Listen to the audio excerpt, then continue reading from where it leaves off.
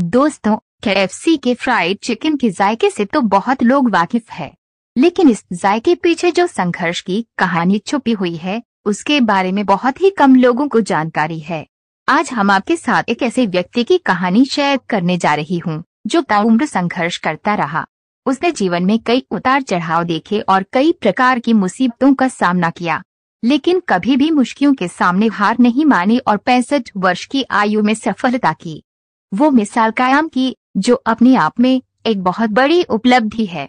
ये कहानी है fast food restaurant chain KFC, Kentucky fried chicken, founder colonel Harland David Sanders. Colonel Harland David Sanders की उम्मीद है कि ये कहानी आप सबके लिए एक प्रेरणा स्रोत साबित होगी। कर्नल सैंडर्स का जन्म 9 सितंबर 1890 को अमेरिका के इंडियाना प्रांत के हेनरीविले नामक कस्बे में एक गरीब परिवार में हुआ था। उनके पिता विल्बर डेविड कसाई थे और माता मार्गरेट एन सैंडर्स गृहिणी।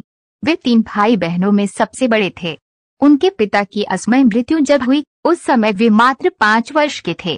पिता का साया सिर से उठने के बाद उनके जीवन में मुश्किलों का सिलसिला प्रारंभ हो गया।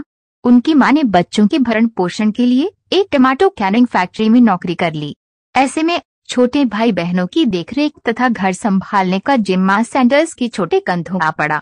खाना बनाने में अपनी मां की मदद करने के फलस्वरूप 7 वर्ष की उम्र तक आते आते वे कई क्षेत्रीय व्यंजन बनाने में दक्ष हो गए। कुछ वर्षों पश्चात उनकी मां ने दूसरा विवाह कर लिया और बच्चों समेत अपने पति के घर ग्रीनवुड, इंडियाना चली गई। सैंडर्स के सौतेले पिता अक्सर उन्हें और उनके छोटे भाई बहनों को पीटा करते थे। एक दिन पिता के अत्याचारों से तंग आकर सैंडर्स घर से भागे और गुजर बसर करने के लिए एक खेत में मजदूरी करने लगे। उस समय उनकी उम्र 11 बिलियन रुपए थी।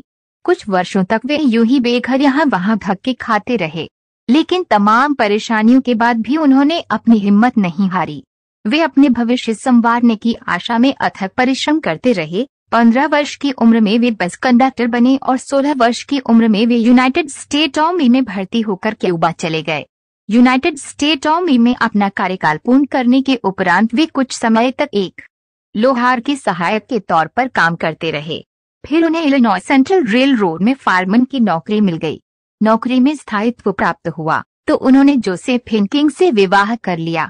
उसके बाद कुछ वर्षों तक वे पत्नी और 3 बच्चों के साथ एक सुखी जीवन व्यतीत करते रहे, लेकिन एक दिन कार्यस्थल पर उनका एक कॉलीग से झगड़ा हो गया और उन्हें अपनी नौकरी गंवानी पड़ी। इस परीक्षा की घड़ी में उनकी पत्नी भी उन्हें छोड़ गई। रेलवे में नौकरी के साथ साथ वे लॉ का कॉरेस्पॉन्डेंस कोर्स भी कर रहे, जो नौकरी जाने के बाद उनके काम आया। उन्होंने लॉ प्रैक्टिस शुरू कर दी, लेकिन फिर भी उन्हें स्थायित्व नसीब नहीं हुआ। 40 वर्ष की उम्र तक पहुंचते तक वे एक स्थान से दूसरे स्थान पर भटकते रहे, जॉब पर जॉब बदलते रहे और कई व्यवसायों में अपना हाथ आजमाते रहे। उन्होंने लाइफ इंश्योरेंस बेचे, सेल्समैन का काम किया, टिर और एसिटिलीन लैंप बेचे, ओहियो नदी में स्टीम बोट से सवारियां ढोने का व्यवसाय किया, लेकिन किसी भी कार्य में उन्हें सफलता प्राप्त न हो सकी। लगातार असफलताओं के बाद भी सैंडर्स ने प्रयास करना नहीं छोड़ा। 40 वर्ष की उम्र में वे कार्बिन केंट की आ गए और एक सर्विस स्टेशन खोल लिया।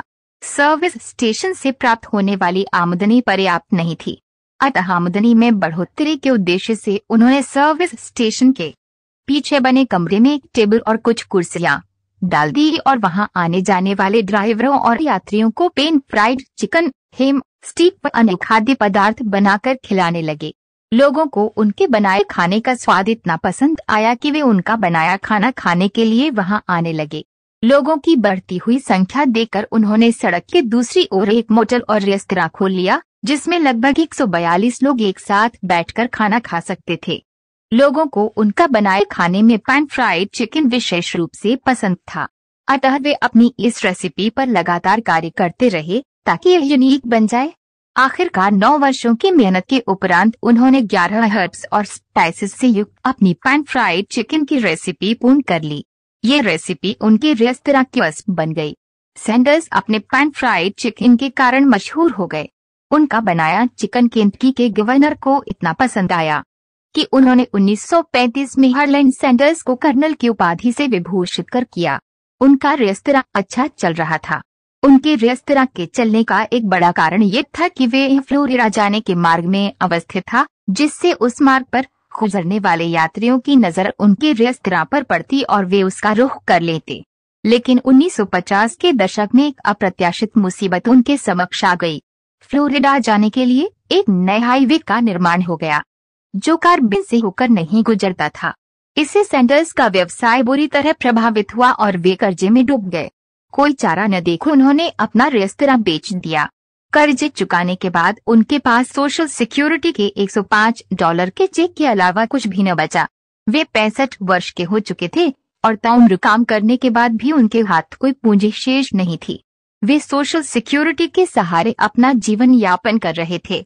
उनके समक्ष सबसे बड़ी समस्या ये थी कि जीवन यापन के लिए अब क्या करें। पूंजी उनके पास भी नहीं।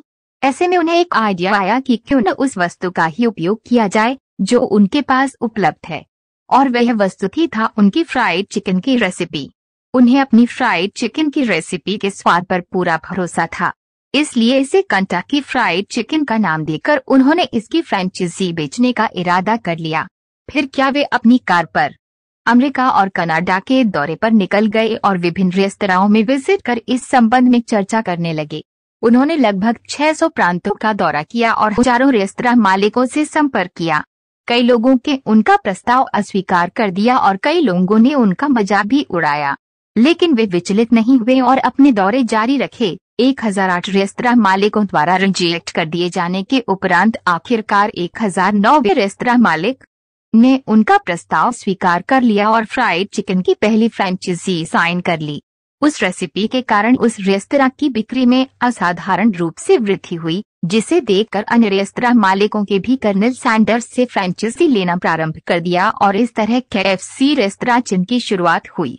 ये विश्व का पहला रेस्तरां चेन था जो अंतर्राष्ट्रीय स्तर पर विस्तारित हुआ। 1964 तक आते आते अमेरिका और कनाडा में KFC के लगभग 600 आउटलेट खुल गए। इसके आउटलेट इंग्लैंड, मैक्सिको, जमैका में भी खुले। 1964 में सैंडर्स ने $2 मिलियन में कंटाकी फ्राइड चिकन कॉर्पोरेशन एक अमेरिकी कंपनी को बेच दिया और आजीवन इसके वैतनिक ब्रांड एम्बेसडर बने रहे। 16 दिसंबर 1980 में ल्यूकेमिया से कर्नल सैंडर्स का निधन हो गया, लेकिन आज भी वे KFC के स्टोर आइकन के रूप में जीवित है। यम ब्रांचेस वर्तमान में KFC की पेरेंट कंपनी है।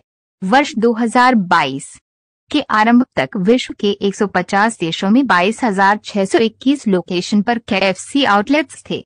मैकडॉनल्ड्स के बाद ये दुनिया की दूसरी सबसे बड़ी रेस्टोरेंट चेन है। KFC का वर्तमान हेडक्वार्टर 1441 गॉर्डिनो लेन, लुइसविल, कंटाकी में है। KFC नेटवर्थ 2022 वर्ष 2022 में KFC की नेटवर्थ $26 मिलियन थी। दोस्तों, आशा है आपको colonel Colin Sanders success story in Hindi पसंद आई होगी, तो कृपया पोस्ट शेयर करें और हमें सब्सक्राइब